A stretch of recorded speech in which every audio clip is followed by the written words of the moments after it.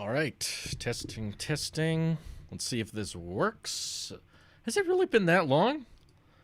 Have we waited this long before doing a Talks YouTube stream? There's been lots going on, I guess. We've been busy between tech streams, tech stuff. We've even got the Tesla Q3 call later today, which I'll be streaming on the EV channel in case anyone... Some people have a hard time finding those, and there doesn't seem to be any repercussions for restreaming them on YouTube. So, hello, Unknown. Hello, Cool Guy. Welcome, welcome, welcome. Tweet's been sent. Hope everyone's having a fantastic day, as much as I am. It's been going good so far. Today is payday for me, which was nice and exciting. Any day of the month is payday. It's like, woo! That's good. Welcome, welcome, ladies and gentlemen. I don't believe what YouTube is saying, because it said at the beginning that it has been almost a month since we did one of these YouTube streams. Has it really been that long? That don't sound right.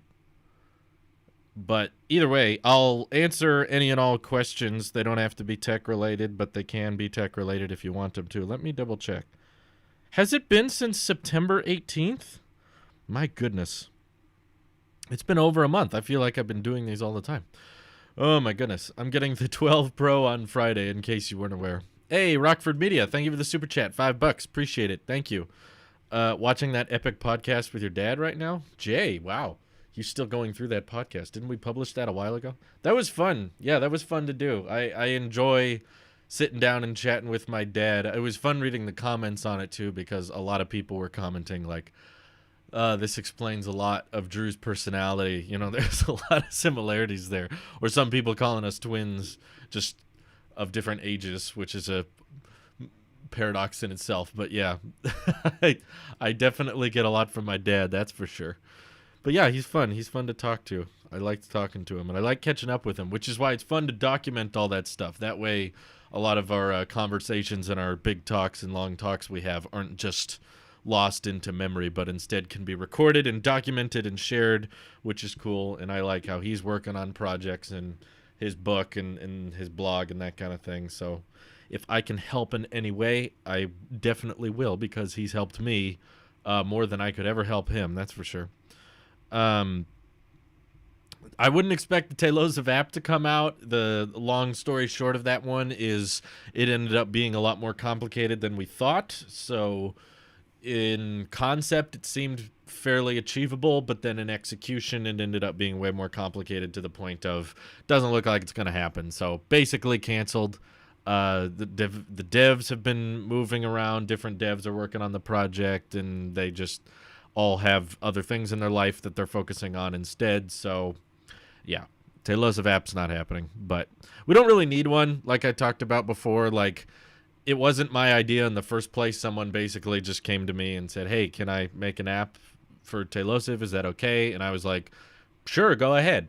And then they tried to make it and ran into some technical issues that are way above my head, issues I could never figure out myself. And they just kept running into roadblock after roadblock and getting really stressed out about it. And I just met with them and just said, you know what, guys, like, don't stress yourselves out. You've all got other projects and other things going on in your life. Don't feel like you have to make an app. Don't feel like I'll be disappointed or I'll be upset with you if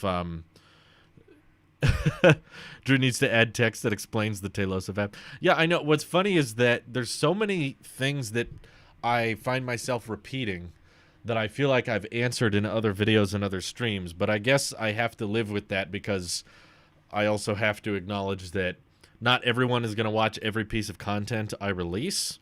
But, I mean, I try to make it as obvious as possible. You know, I tell everyone on Twitter and on YouTube and in live streams and in videos, I'm getting this iPhone, I'm pre-ordering it at this time, I'm getting this color. And people in Discord still ask me, Drew, what are you getting? What are you getting? We bring it up in the podcast and people still asks. Like, it just keeps... I guess, you know, most people aren't going to watch every single piece of content, but it does get old after a while when you have to answer it every single time. So I guess you just got to pick your battles. Rockford Media, thank you for the super chat again. Happy Meal Laptop. What's the book called again? Raise Your Own Dang Kids, of course. But once it is published and once it's available to buy or check out someplace, and you can read about what my dad has learned and stories about my family and me, Once it's available, I'll be sure to tweet it out and promote it as much as I can, because I've read some of it and I think it's really interesting. And especially if for some reason you're very interested in my family and our upbringing, and you're more interested in my dad and his stories. Like, there's a lot of Erickson trade secrets that they're not secrets, though. A lot of Erickson stories in there that are really interesting, and you get to know us a bit better in that way. So I'll happily promote it as soon as it's available. Dan the Man, yes, it's quite a substantial upgrade. Oh, someone's answering Dan the Man. Let's see. How many of these questions people could get answered if they just listened to the podcast? I know. It's just, I'll admit, like, there's YouTubers I watch, and I don't watch every single piece of content they release either. So this is just, it's an inevitable thing. What is your favorite part of being a YouTuber? Ooh, good question. There's a lot of great perks. There's a lot of downsides, but I think by far my favorite perk would have to be the control aspect. The fact that I'm my own boss, which means that it's a lot less stressful when no one is breathing down your neck telling you have to do this and you can't really get fired. I mean, to an extent, there's certain things I could do on YouTube that could get me in trouble, obviously, whether it be copyright strikes or breaking community guidelines. Not that I plan on it, or not that I want to break those guidelines, just that you know, if I can't do necessarily anything I want to, but at least for what my personal preferences are when it comes to YouTube and being a content creator, pretty much whatever I want to do, I can. You know, if I want to take a week off, I can take a week off. And if I want to sleep in one day, or if I want to work late one day, I can. So I have a lot of freedom in that regard, and that has allowed me to align my schedule with my wife really, really well, which is really a nice perk that I don't think a lot of married couples get to appreciate, is that, you know, she has like 3 breaks throughout the day. So she starts work pretty early, and then she has a 10-minute break, and then a lunch, and then another 10-minute break at different parts of the day. And I can just stop what I'm doing during her breaks, and we can hang out, we can catch up, we can do whatever we want to do on the breaks. And then as soon as her break is over, she goes back to work, I go back to work. It's just an insane amount of flexibility in that regard. So that's probably my favorite part, that if I couldn't be a YouTuber and I had to go find a job elsewhere, that would be my biggest concern, or I guess my biggest fear of going back to the typical workforce, is that I have to adapt to someone else's schedule and I have to follow someone else's instruction, which is why I don't follow, I'm not part of an MCN, or I don't sign off contracts with other people's, because I don't like giving up control. I like having complete control over my career and that kind of thing, which is dope. So Techs or Tech, thank you for the super chat. Just started a tech YouTube channel. Any pro tips? Just keep making videos, even if you don't get a lot of views, even if you don't get a lot of attention. Just keep making them, because all I know from my experience is that you will not see tremendous success immediately, and you will not make your best videos at the beginning of your career. If anything, the longer you're a filmmaker, the longer you're a creator, on YouTube especially, the better you're going to get at it, because you have more experience and you have more knowledge to draw from, and you figure out what does work and what doesn't work. So don't expect it to all blow up overnight, because most of the time that's not going to happen. At least for me, it didn't work out that way. So I would just say, make sure that you make videos you enjoy, like something you feel passionate about, and then you don't have to worry about diligence and making sure you keep making videos. Because if you enjoy the videos you're making, you'll just keep making them regardless, and hopefully along the way, the algorithm can bless you and start promoting those videos, and it can turn into something. So thank you for the super chat, Tech Sir. I wish you the best of luck, Tech. If anyone's looking for up and coming tech channels, you got his in the chat there. Let's see. When were you officially able to support yourself financially, and roughly how much of a following did you have at that time? Oh, that's a good question. I believe it was, I think I did a vlog on it, if I remember correctly. Let me double check. I'm pretty sure it was May of 2017 is when I decided YouTube was making enough. Let me look it up real quick. Oh, I can't find it. There's all these other. I searched, I quit my job but there's so many different I quit my job responses. I don't know. Maybe that vlog had personal info. There's a bunch of vlogs I had to end up taking down because I was very, very stupid when I was younger, and I didn't realize how much personal information I was leaking out into the world with those earlier vlogs. So sometimes I would catch something or someone would send me a screenshot. They'd be like, "Did you know this is in your vlog?" And I was like, "Oh God, I didn't even know." So I've had to go back and purge a bunch of them, which sucks because some of them had some good moments in them. So I try my best to trim them out best I can, but yeah, there's still some stuff in there that I shouldn't have left. I'm trying to be better now. But to answer your question, I think I had less than 10,000 subscribers at the time, which is not really a great milestone. Oh no, I had more. Yeah, because it was May of 2017, and looking at the list now, it looks like I have a big note on my phone just called Tailosive Tech Milestones, and it has the date of every time we gain 1,000 subs. So I update it pretty, and I also add in like record live stream amounts and that kind of thing. So like recently we hit another live streaming record, which was cool, back on October 14th, or no, 13th. It was the pre-order stream, wasn't it? No, it was the day of the event. Yeah, October 13th. The day of the Apple event with that hype stream, we briefly hit 5,700 people watching on YouTube, which was an all-time record. And then 235,000 subscribers on October 18th, so that was our last milestone. But May of 2017, I had around 20,000. Yeah, just a little over 20,000 subscribers back then. But keep in mind that subscriber count does not equal money. You know, you can have a bunch of subscribers and very little income coming in, and you can also have a ton of income coming in with very little subscribers.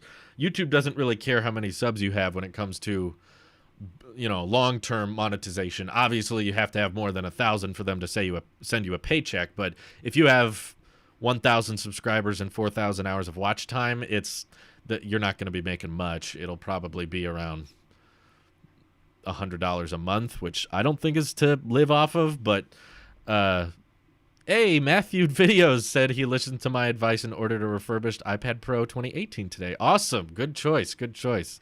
I think that's the best move to make. So yeah, I had a bit of a following at that time. It was definitely like the channel was taking off, but I was still working at the Mandarin Ranch. May was when I quit the Mandarin Ranch, I believe. You know, actually, I think I posted a time lapse that day, so I could look it up on Instagram, because I remember posting like a time lapse and saying last day at work, and I think I know what account that was on. Yeah, here it is. May 23rd, last day. And it was just it was an old time lapse. Does it repeat? Yeah, it was like an old time lapse of me cleaning a lawnmower, because at the Mandarin Ranch, that's what I was doing there. So every time we would use the lawnmower, we'd have to clean it off with the air compressor. So I remember that being the last day. And after that, what's really crazy to think is that for the first 3 months, I didn't move out of my parents' house until September, which means that May 23rd all the way up till September, I was living at home with no Wi-Fi, and yet I was a full-time YouTuber, which I'm not really sure how I made that work, but somehow I did. Oh, man. Okay, how has No Mortgage been treating you? Found anything good to invest the extra funds? Yeah, I'm worried actually a little bit too much, because obviously me and my wife, we're very, very happy to pay off our house. But at the same time, whether you're in the market for a house or not, it's always just kind of fun to look at Zillow just to see what's available in your area and to see housing prices or what's going up for sale. It's just kind of fun to browse, even if you're not looking to buy a house. We're not in the market to buy a house. I just like looking around. And honestly, like even though we haven't really been here that long, just looking through Zillow and looking at housing prices already higher than what they were when we were in the market, whew, man, it makes me wonder if we're so comfortable with not having a mortgage that we're going to try to never have a mortgage again, which maybe in the long run might be a bad idea in certain aspects of our life. It might be smarter to get a mortgage or upgrade our house someday, because this isn't obviously a huge house, and we're not exactly sure if we want to stay here forever. But frankly, like, the ease of financial expense and the ease of budgeting when you don't have to worry about rent or a mortgage is so freeing that I don't know if I ever want to go back to having a mortgage of some kind, which basically, I mean, like, I don't know if I want to buy a house unless I can buy it outright, but that's a lot harder to do, and it would probably take a lot of saving. But yeah, I don't know. It's going to be weird to go through those steps again, because we originally did not think we were going to pay off our mortgage in less than a year, but we just, that number in the banking app kept staring at us, and we were just like, I want to get rid of that. It's like, I hated looking at that big number every day and thinking, yep, that's how much I owe, and it's going to take me how many years to pay it off. And we kind of rearranged, we worked really, really hard to pay that off as quickly as we can. Ryan McKenna, thank you for the super chat. Why are Apple removing the charge port next year? They haven't, Ryan. It's not official. Apple hasn't decided on that, so it's stupid for us to pretend that it's a finalized decision. But if they do, for one, it can help with security, because there's been a lot of gray boxes in recent history that third-party companies can sell and the FBI can use to brute force unlock an iPhone. And if Apple removed the Lightning port, hacking into an iPhone would be a lot harder that way. And it would probably help with added battery life. It would probably help with water resistance, and probably they could use that extra space in the phone to make the speakers better or something. Personally, I don't think it's a great idea. I think that as phones are running out of interesting features to add, they should probably keep the Lightning port around for at least a little bit longer. Obviously, I would prefer USB-C, but that would probably result in a lot of e-waste. So I get why they don't do that. But if they do it, there'll probably be some added benefit, especially with a phone like a 12 mini, which is very small and has a worse battery life. So if you could eliminate the charge port on that, you could probably get way better battery life on it. But I still don't think it's worth it, personally. What are the disadvantages to not having a mortgage? Are there many disadvantages? I mean, there's a lot of reasons to have a mortgage, as most people do these days. But disadvantages to not having a mortgage? I don't know. I guess you can help build your credit score a little bit more. We noticed our credit scores took a somewhat of a hit when we paid off our mortgage, because they're like, hey, you have one less line of credit. But that's not worth it. I wouldn't keep paying my mortgage just for my credit score to stay high. That's not a good logic. I mean, all a credit score is good for is helping you achieve better interest rates, but those interest rates are never going to be negative. So if you decide to keep your mortgage, there's still going to be interest rates on those payments that you could avoid if you didn't have the mortgage. So that's basically like spending thousands of dollars just so that you can get a good interest rate on more loans, which, in my opinion, that's not worth it. Disadvantage to a mortgage would mean you have to buy the house or front a lot of money at the beginning, which requires losing a huge amount of cash up front, I guess. Many people would look at that as a disadvantage. Obviously, some people, some people in the military can get a mortgage with 0% down payment, which is pretty impressive. So it's very, very convenient for someone like that to just start a monthly payment, because they're used to renting, now transition over to a mortgage. Now you're paying a monthly payment, but it's going towards something you will eventually own. It may take a long time. It could take 10, 15, 30 years, but at least eventually you're going to own it outright, and it's a lot more obtainable to people who don't have huge amounts of cash. Most people, some do, but most people don't have the cash on hand to buy a house outright. But if you do, I would highly recommend it over a mortgage. But it's your money. I'm no financial expert. This is not financial advice. Taxes can help a little bit because you're able to write off the interest on your mortgage. But again, that's just money a tax write-off is just money you don't have to send to the government. It's not exactly cash in your pocket. It's just meaning you lose less money. It's still taxes. You're still going to pay something. And, the interest rate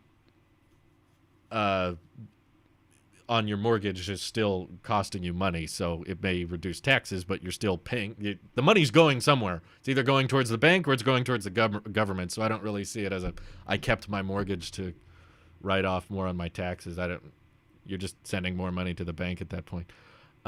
Mike, thank you for the super chat. Drew are great. Enough said. Thank you, Mike, but I think you're biased. You're pretty biased at this point, but I appreciate the donation. I don't have a schedule for the Talks podcast. I don't know when Louise is going to come on. I did ask her if she was interested in doing the cooking stream, and she's just, she kept saying, I don't want that kind of pressure, and, then we'd have to clean up a bunch of stuff if we're going to show the kitchen. So, just...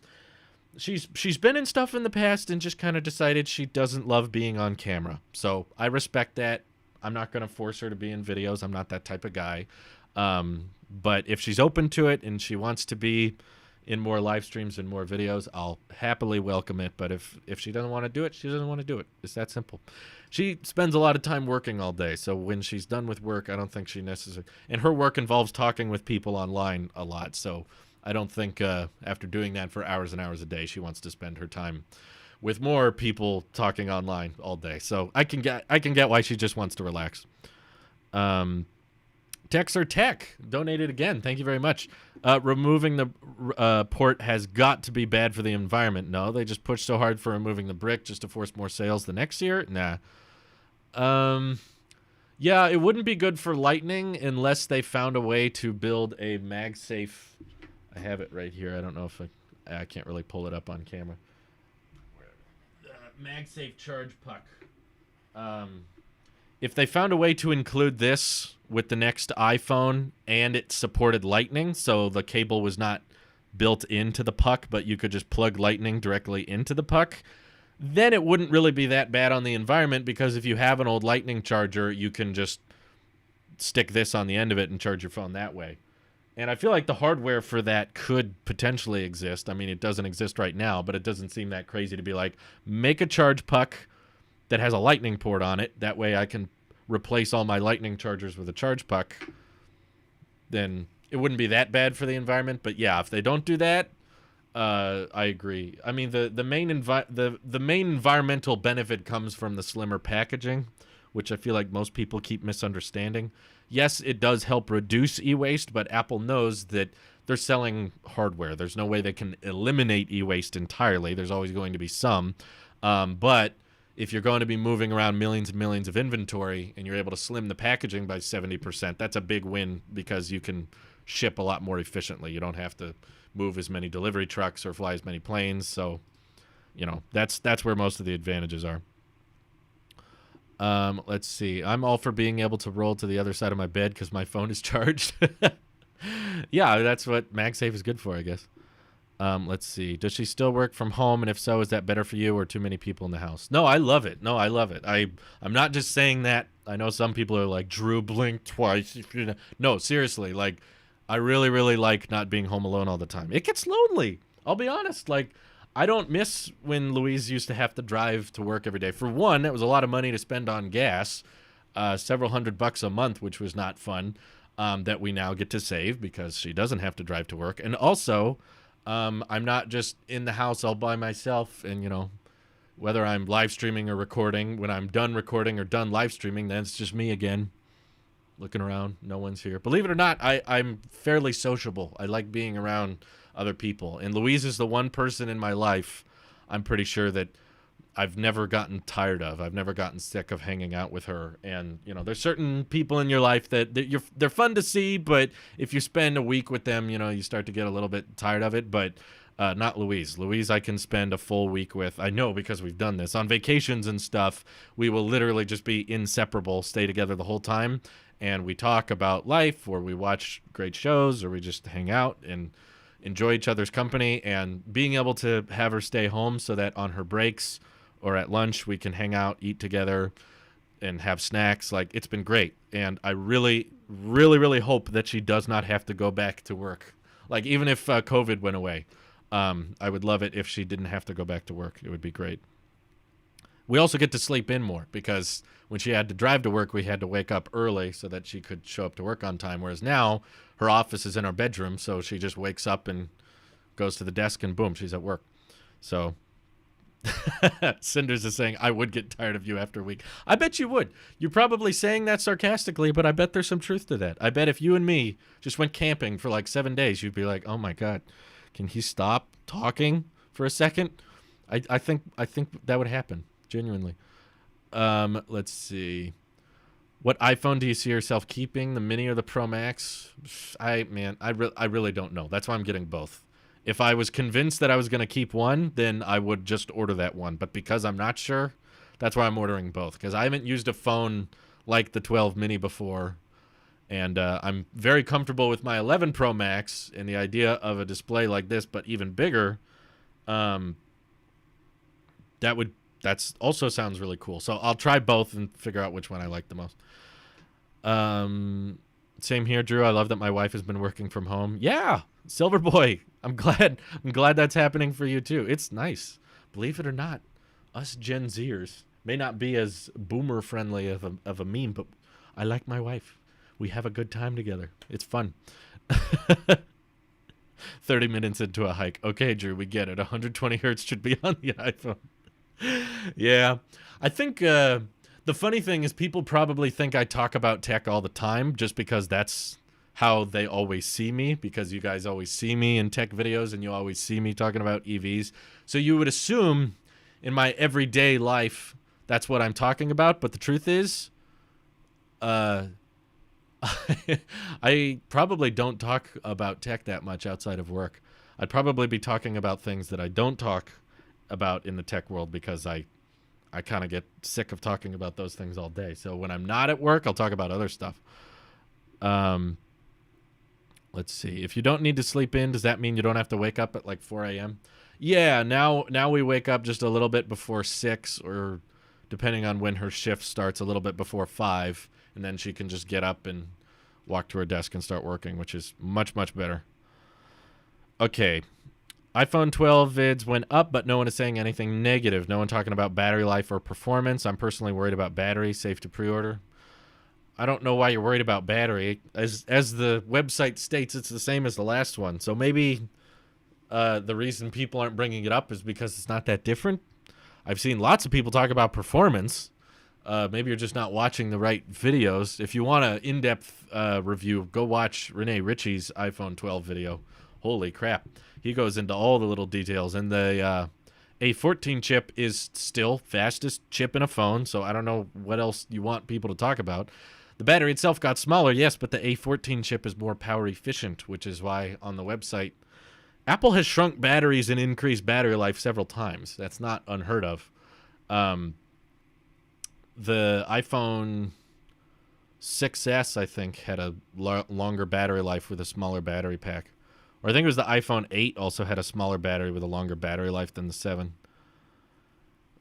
Yeah, 5G is always taking a hit. Anytime you put gigabit speeds on a device, doesn't matter if it's Wi-Fi or 5G, anytime you're moving that much data, it's going to use more battery.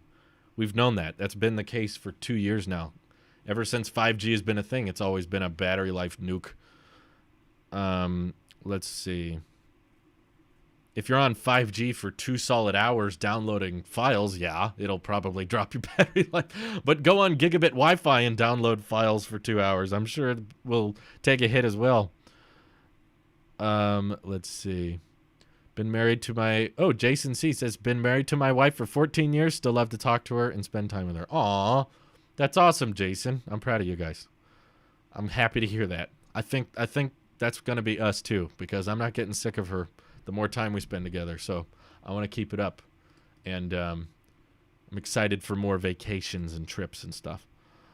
Rockford Media Super Chat says he probably curses at people IRL and has a raspy voice and is a troll. Just joking. No, I don't curse. I don't curse at people that much unless they curse with me. Then I might curse with them. But no, not. I don't just.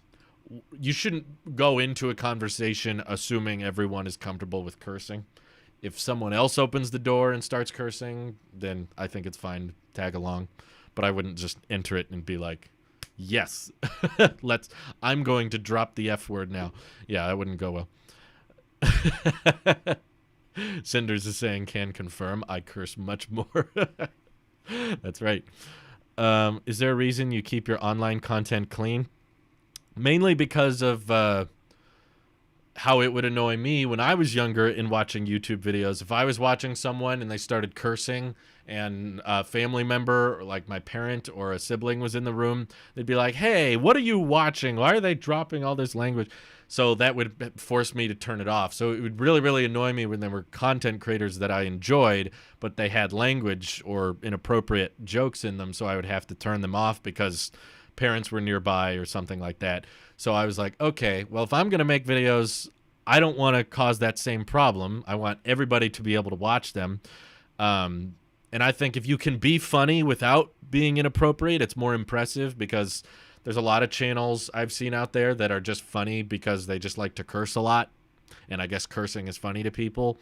But for one, YouTube doesn't like it very much. I mean, I was kind of ahead of my time at that point, but you know, demonetization wasn't really a thing back when I started YouTube, but I still decided to keep it clean. And now demonetization is a thing, and you do have to be careful about language. So I just didn't have to change very much. But yeah, now a lot of channels have to be careful with how much they curse, or else they'll lose their monetization. Let's see. There isn't really a reason to curse in a tech video. No, you could. I mean, I can confirm that off the record little B-roll videos I've made with cursing, it could be funny if that's the type of humor you're into. Sometimes when I need to test a recording or test footage, I'll just pretend to record a tech video and just be as vulgar as humanly possible, and I'll just go off and curse and make, you know, the most dark humor possible. Obviously, I'm not going to put that in a video, but watching it over did make me laugh a little bit. I think it would get old very quickly, because I've seen lots of comedy channels that try to be like, we curse. It's like the D-Brand thing, you know, D-Brand on Twitter. They're like, see, we're so bad. We curse at people. We're so bad. And then it gets old. So I think it's more interesting if you try to be creative with your humor and not use language. That way it's more accessible to all. And also, you don't have to worry about demonetization as much with YouTube, which is good. Ooh, hard-hitting question from Mike. Blue jay or woodpecker? There's a lot where I live. Blue jays sound horrible. The chirps a blue jay make, it's pathetic. I hate the sound they make. It's like a I don't know. It's something like that. I can't imitate birds very well. Woodpeckers don't chirp that much, but I do hear the, you know, I'll hear the knocking on trees and stuff, which is kind of annoying. I think the woodpecker's less obnoxious. Blue jay looks pretty cool, but the woodpecker, if I remember correctly, at least where I live, has a little red mohawk on the top, and they make the little, and that's kind of iconic. So I think I'll go with woodpecker. Woodpecker's the better bird in this case. Rockford Media super chatted, says, have you ever yelled at someone at any time because they were rude or something, and what did they do? Not really. I'm not much of a yeller. I'm really not much of a person I can ever recall raising my voice. You know, I think it's really not that common, but one time, this was back at the big office, you know, Project 2X in those days. There were some people in that parking lot of that building, and they were skateboarders, and they were kicking, what do you call it? I'm not hip with the skateboard term. They were scraping their boards against the wall, and I was literally trying to film a video, like, and they were kick flipping or whatever you call it. They were bouncing their skateboards off the side of my wall as I was trying to record, and they were all talking at like full volume, grinding. That's the term. They were grinding alongside the building that they clearly, you know, they didn't work there or anything. They just found, hey, cool parking lot, let's skate here. So I was in the middle of filming, and they were skating and hitting against the wall right outside. So I opened the door, and I was like, hey, you guys can't do this here. There's people trying to work. Of course, it was just me, but I was they didn't know that. So I was trying to make them think, you know, this is a big office building or whatever. And I was like, hey, you can't do that. This is not a skate park, you know. And there's different places in that city where people can, you know, there were skate parks in that area. So I don't know why they were skating right next to the building. But I was just like, you guys got to get going. I was yelling, but they were outside and kind of far away. If you're talking like inside, no, I don't ever recall being inside, like next to someone and just raising my voice because I was angry. That's never worked for me. So I've never tried it. I've never been like really angry with someone, so I'm going to start yelling at them. Yelled at someone because they were rude. So that was pretty rude. I feel like they were being a little obnoxious to be like, hey, here's a random building. Let me just grind and kickflip off of it because no one's probably in there and cares if we're hitting our skateboard against the wall. So that was a little frustrating. Let's see. How many were on your first live stream? Was it awkward? My first live stream. Oh, man, I can hardly remember. I definitely did not do my first live stream at my parents' house because the Wi-Fi could not handle it. I had to go to someone else's house. I think it was at Wyatt's house, actually, the first time I tried. Yeah, I think the first time I tried to live stream, it was like 240p, barely any audio, and I did a YouTube stream on the tech channel really, really early before that many people were watching. I think that was the first time. I doubt there were that many people. Definitely less than 10. At max, probably 8. Maybe there were like 8 people watching the first live stream. It wasn't very much, but let's see. What are but thank you for the super chat. I'm not a Karen. I don't think I'm a Karen. If you're in the middle of trying to record something and someone is literally taking skateboards and throwing them against the wall that you pay for, like, I feel like that's pretty natural for you to say, hey, move along, please. There's a skate park like down the street. Why are you jumping off people's workspaces? You know, I didn't think that was very Karen of me. Maybe it was pretty Karen. I actually think I'm a fairly patient person. Usually just because I'm in lots of situations where I'm with other people who are more impatient and losing their temper. I run into that situation somewhat regularly. Someone that but Louise has helped me stand up for myself a bit more. Like if a waiter or a restaurant messes up my order, before I would have been like, oh, well, they messed it up. I guess I'll just eat this. Whereas Louise is like, hey, you need to tell them. You need to tell them to fix this. I'm like, hey, that's true. They should fix this. I think, what's his name? John Mulaney has a skit like that. I have a very similar story, basically, to his. That's a great comedian. I like John Mulaney. But he had a very similar story of just like, when I was a bachelor, I didn't really stand up for myself if my order was messed up. Whereas now that I'm married, my wife helps me stand up for myself. So let's see. Have I ever met another YouTuber who was rude? Not really. None that I can think of by name. I think I may have been on a few live streams with other YouTubers that I felt were kind of self-centered or maybe overpowering the conversation, but I don't even remember their names. It's been so long. So I don't have a name. No one who's been rude to me directly. I mean, I've heard of stories of other YouTubers being rude, but yeah. Random question. Should I stream today? And do you want to play Minecraft sometime?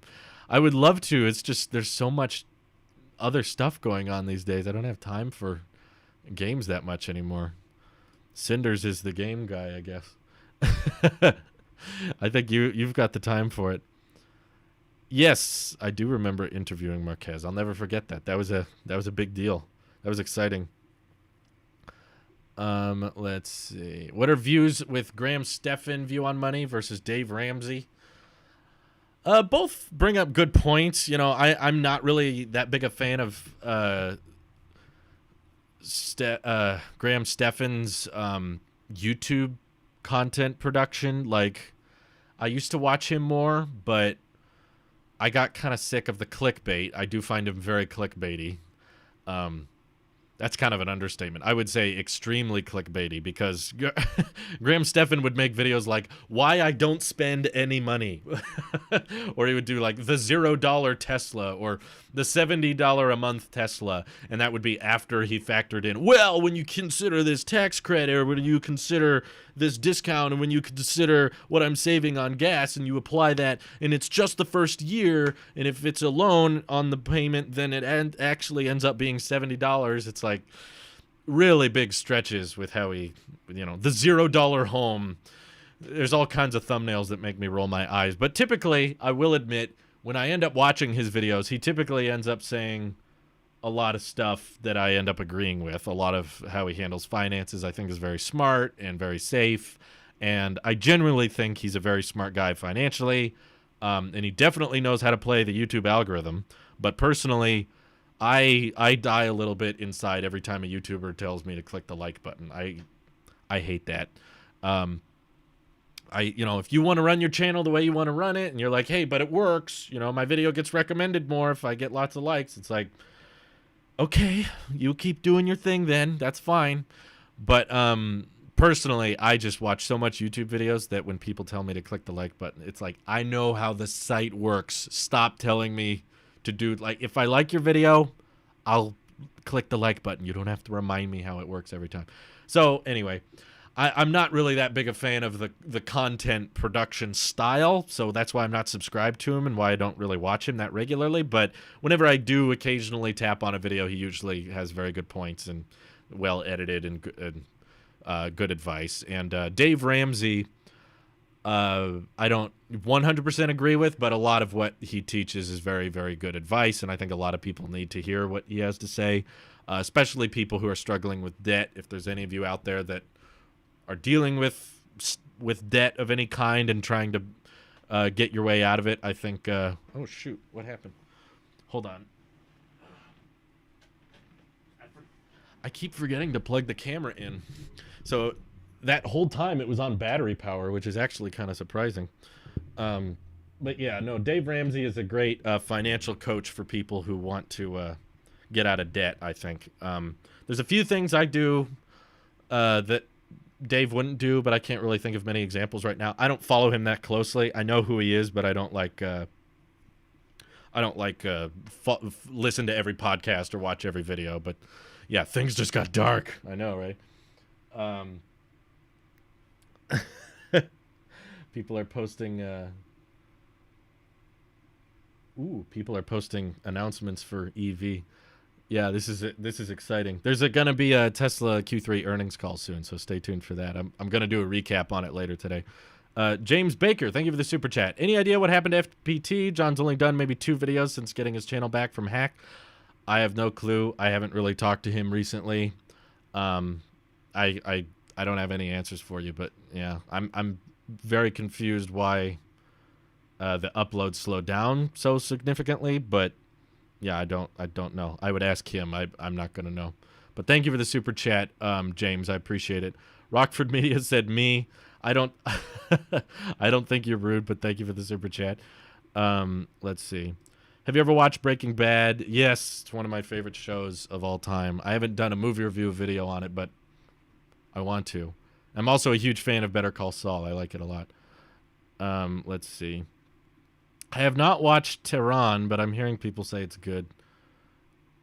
Let's see. I do not know what Hermitcraft is. Sorry. It sounds like a Minecraft mod, but I could be wrong on that. What shows am I watching right now? The Long Way Up on TV Plus. I'm a big fan of those guys, Charlie and Ewan, and their previous shows they've done. And also I like that it's all electric. Though I will say that The Long Way Up has not been a great look for Rivian. If anything, that show makes the Rivian look a little weak and not that good. Same with the Harley Livewires. They're cool electric bikes, but the range is definitely not as good as what you can get with a... I guess no motorcycle that runs on batteries is going to be as good as a fully fledged vehicle, but still. Rockford Media, thank you for the super chat. Have you ever watched The Heat? I don't think so. If I have, it's been a long time. It's possible. It's possible I just saw it, but couldn't remember the name of it. But thank you for the super chats. Yeah.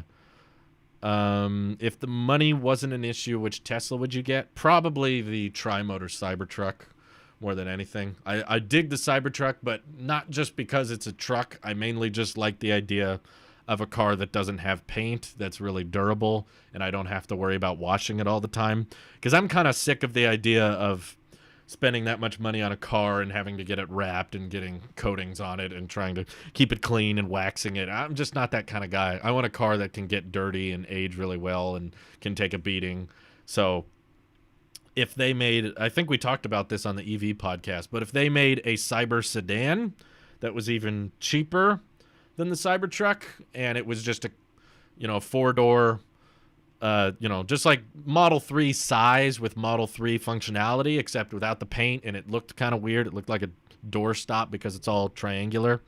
I would take that as well. So I'm all about that stainless steel exoskeleton. That's mainly what I like. I don't need it to be a pickup, but if we're talking Teslas that have been announced and exist today, then yeah, tri-motor Cybertruck if money's not a factor. If you had to choose between the 3 and the Y, money isn't an issue. Which would you get? I like the extra range of the Model 3 now. That's pretty amazing that you can get 350 miles on a charge. But if money's not a factor, then I guess the Model Y is a bit more practical. Yeah, I would probably utilize the hatchback and the extra cargo space more than I would the 350-mile range, just because the whole reason I don't have a Tesla right now is because I barely drive anywhere. On average, I drive less than 5 miles a day. Yesterday we didn't leave the house once. It's kind of crazy. That's happening a lot more often these days, is I will just literally, I'll wake up, work at home all day, eat at home because we got groceries and stuff. Louise made this amazing pizza last night. It was like an everything pizza with sausage and bell peppers and onions, and so good. So it's like we're not going out to eat. We're not going out for work. We basically stayed within the same 20-foot radius the entire day, and we never left the house. So there's very little reason to drop a bunch of money on a car. But if you're saying money's not an option and someone is just saying pick a Tesla and I'll give it to you, then I'd probably take a long-range Model Y. If I can get the single motor, I would. I don't care about performance. I don't need a dual motor. Even if it's not extra money, I would just rather take the range over performance. Okay. Let's see. Did you see that they painted one of the Starship nose cones white? Oh, they did? I was just looking at Elon's tweets. I don't see the white one. But I saw the SN8, I think. Is that the SN8 nose cone or the SN9 nose cone? I'm not sure. But I'm excited to see it go on top of SN8. I want to see that thing completed. Do you two ever get bored in the house? Not really. Typically, like, there's a show or something we're watching. I'm watching Everybody Loves Raymond right now because we have all those on DVD, which has been fun. So that's probably my go-to show at the moment. Frank Ogaga, thank you for the super chat. Just wanted to say hi. Been watching since the Attic days. It's awesome to see how far you've come. Thanks for the years of videos. Oh, thank you, Frank. Appreciate the super chat. Thanks for watching. Yes, I have voted. Don't ask me who I voted for. I won't ask you who you voted for.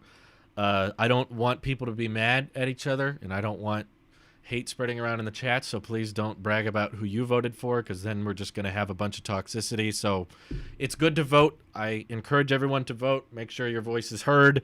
I know it's a tough one. You may not like either option, but still, a lot of people in the world can't vote. So take advantage of it, as annoying as it may be or as hard as it may be to be like, I don't really like either of these people. Who do I vote for? I still think it's a good idea. You still should exercise your right to vote. So yes, we mailed out our ballots a couple weeks ago. But yeah. Let's not go into politics. It never ends well. That's why I don't talk politics, honestly. It always ends in just an argument and no one changes their mind on anything. I wouldn't mind talking politics if people were better at understanding and listening to one another. If we were better at just being like, hey, here's my opinion, here's what I think on this subject, and the other person could say, okay, I see why you think that. I disagree. This is why I believe this. It's just never that respectful. It always just turns into, no, you're wrong, you're wrong, you're wrong, you're wrong, and then everyone gets mad at each other. And I hate that. It's not productive. And I feel like that's what 99% of political talk is just people mad at each other. So I don't want to partake in it, especially on the internet, seeing how hostile people get over little things like iPhones. Man, we are not. Twitter is the worst place to have political discussion. Oh, man. Okay. Let's see. Do you remember all the super chats from Seven Durka Durka? I do. I'm surprised you guys remember that. Yeah, I do remember him. He was a cool guy. I don't know if he's still watching or anything. Let's see. Is cereal considered soup? I'll say yes. Cereal is soup. Why is your hair is of tangerine? Did you eat a Laurent? I don't know why my hair is red. I don't make the rules. Soup must have meat in it? No, that's not true. Does split pea soup have meat in it? That doesn't make sense. I've heard of way too many vegan soups for that to be a fact. Here's the real question. Is ketchup a smoothie? Because tomato's a fruit. And is a hot dog a sandwich? What defines a fruit? What defines a vegetable? Yeah, split pea can have bacon, but doesn't have to. You can put meat in him. Yeah, come on, Khalil. Khalil agrees with me. Many types of soup do not have meat in them. Ketchup is soup.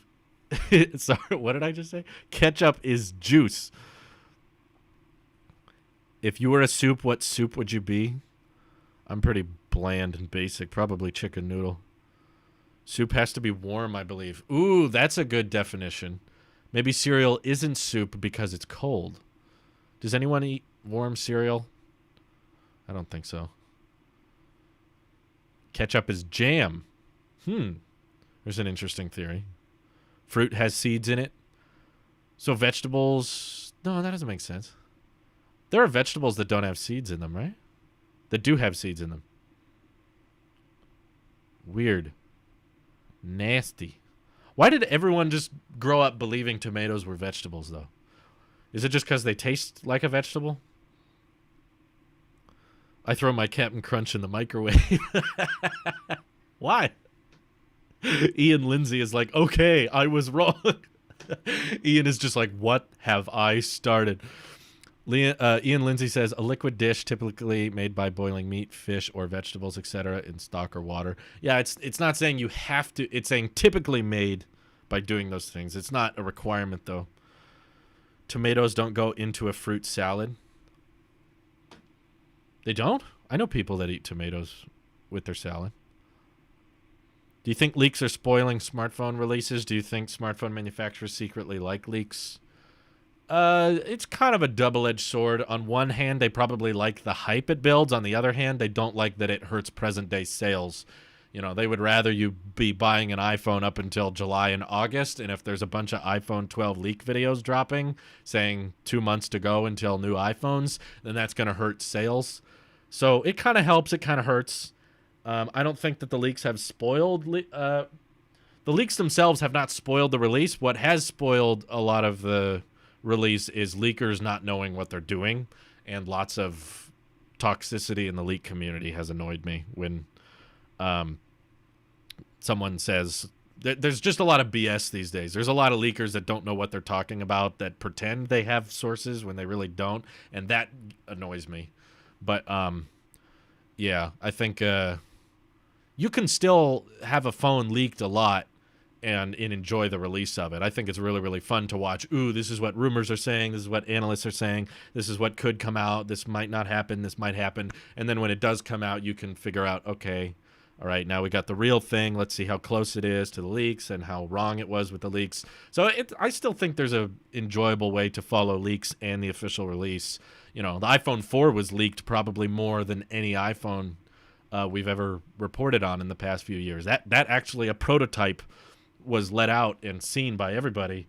That never happens these days. That almost never happens. An actual prototype gets left at a bar somewhere and a member of the press picks it up. You know, that's almost never a thing. Let's see. I'm from Brazil. How are things in the pandemic? EUA, nice live, bro. Thank you, Portal. I don't know how to say your name, but thanks for tuning in from Brazil. Things have been better. I'll be honest. Most of the time I go to the grocery store, I see a lot of people wearing masks, which is really encouraging. And I don't live in a super populated city, so the pandemic is not. It's a thing here. It's present, but it's not as bad as somewhere like a highly densely. You know, it's not as bad as LA or New York City. You know.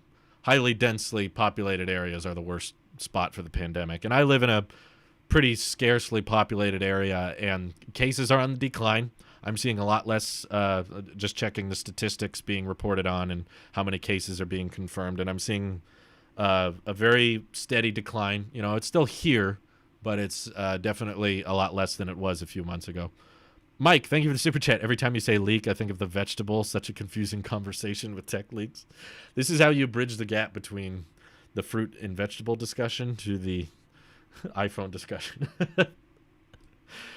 So you switch from having Apple Music to only YouTube Premium, which is better for music. I feel like YouTube Music is a way better deal because I watch a lot of YouTube, and getting ad-free YouTube as well as all the music you want is a better value for what you're paying. But I think the user interface and the layout of Apple Music is better. I just don't think it's worth an extra $10 a month or whatever, you know, whatever Apple Music charges. The layout and the way they organize your library and everything is nice, but I wouldn't put that high a price tag on the layout because it doesn't take that long for me to just pick a song and pull it up. It's a little different on YouTube Music. Actually, my brother-in-law just got Spotify Premium Family and added me to his premium account. So I've actually been using Spotify a little bit lately, and it's very different. I didn't realize that Spotify Premium is laid out so much more different than Apple Music. I still think Apple Music has the best user interface in the layout, mainly because it's first party and it's just built into iOS, so it works the best for that reason. But just the way a music app is designed does not warrant the extra price to me. Let's see. Yeah, Apple Music's very fun and easy to use, but it is kind of pricey in the long term. Let's see. No, I think, how do you know I haven't made a TikTok? No. I don't see the point. I don't really get the community, so that's why I haven't made a TikTok. There's a lot of people that I just think go on other platforms because they feel like they should, because they feel like everyone else is going on other platforms. Like Marquez, he's like, IGTV, this is new. Let me make an IGTV video. And then he just kind of forgets about it later. And I was like, TikTok is popular. Let me make a TikTok account. And they don't really do anything with it. And I don't know. I just think YouTubers don't translate to TikTokers very well. I don't use TikTok either. I don't think it's very interesting. If you weren't a YouTuber, where would you have wanted to work? Probably would have became a lineman, as we talked about on the last Talks podcast. I probably would have. It sounded like minimal schooling and decent pay, so I probably would have became a lineman. But I don't know. I could have been like a freelance, wedding videographer, wedding photographer. Maybe I could have gone full time with that, but I definitely wouldn't have preferred that to this. I hate having clients. I would much rather just be my own boss and make whatever I want to make. MagSafe will lead to portless iPhone in 2 to 3 years. MacText made a great video about the MagSafe plan. Yeah, I think it's pretty obvious. I haven't seen anyone say, no, MagSafe is just here as an accessory, but they're going to keep the Lightning port for another 10 years. I haven't seen anyone do that. A lineman is someone who works on power lines, like phone lines. That was the plan. I was going to go to a lineman's college in case YouTube didn't work out originally. YouTube did work out, but that was my initial plan. I didn't want to go back to college, so I would just go to a trade school. What are your thoughts on Chrome OS? Not my favorite, Happy Meal laptop, as I called it on the podcast, but my wife has to use a Chromebook for work, and she hates it. The thing drops Wi-Fi all the time, and it keeps disconnecting from her VPN, so She can't really say very many good things about it. So, but that's a really cheap, basic Chromebook. Maybe I'm just not using the right one. But I would much rather, if you're looking to spend $200, $300 on a computer like that, I would rather go for a budget iPad over a Chromebook. Chromebooks are gonna age horribly. I had a Chromebook when I was really little. I think in like middle school or high school. And one day it just died and it wouldn't charge anymore. So that's how I see most Chromebooks, is like they're disposable. They last for a little while and then they break down and stop working. Let's see. Do you like taking photos and stuff like that? If Apple released a camera, would you keep it? I'm more of a video guy. I don't really like taking pictures with DSLRs. All my, like this Blackmagic and that Blackmagic, pretty much all they do is video. They don't really take pictures. That's not really my thing. If I do take a photo, I'm going to take it on my phone.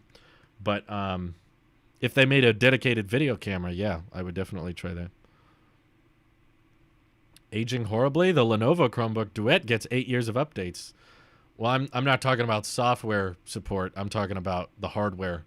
Most of the Chromebooks I've seen are in the $200, $300 price point, and they die out. Just the hardware is built so cheaply that it overheats or it breaks and it stops working in a very small amount of time. That's just my personal experience. You know, I had a Chromebook in freshman year of high school, and after a year of use, the battery was fried and it wouldn't work anymore. But I'm not talking about updates. I just mean the hardware itself is built in a cheap way. What are your thoughts on upgrading from a 10 to a 12? I still have 10 and it's amazing. If you're happy with your 10, keep it. You know, I don't think there's anything that forces you to upgrade. I'm never really going to say you need to upgrade. But if you want the new iPhone, then sure, get it. But if you're happy with your current one, please don't feel pressure to upgrade. Grant Cross said his sister had a Chromebook and it stopped working within about a year. So I guess that might be, I might not be the only one experiencing that. My dad, for his school, goes through hundreds of Chromebooks every year, and he says that they die out and stop working a lot faster than the iPads they buy. So I think that's just a common thing. We use Chromebooks at school, and it's only a web surfer that has terrible connectivity. That says Ian. Yeah. Do you enjoy your chair's neck pillow? Yeah, sometimes if I'm watching a video and stuff, I'll be more casual like this. I guess I could stream like this. Not all Chromebooks are created equal. Some Chromebooks are built better than others, but all the ones I've tried have not been built very well. And whereas the original iPad we got way back in 2010 still works to this day. I have it in this box on my desk. iPads age pretty well. There's a lot less moving parts. There's no hinge, and they're just, slab of glass. So,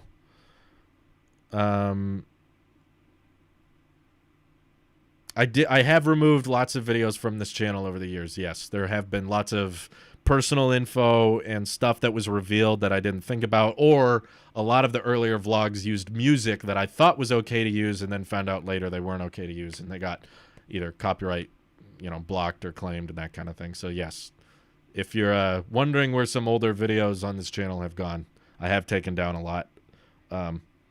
Let me know if you find any other old vlogs or old stuff that has personal info on it, because I was not very smart when I started the channel. I'm still not very, very smart, but I'm learning. I'm trying.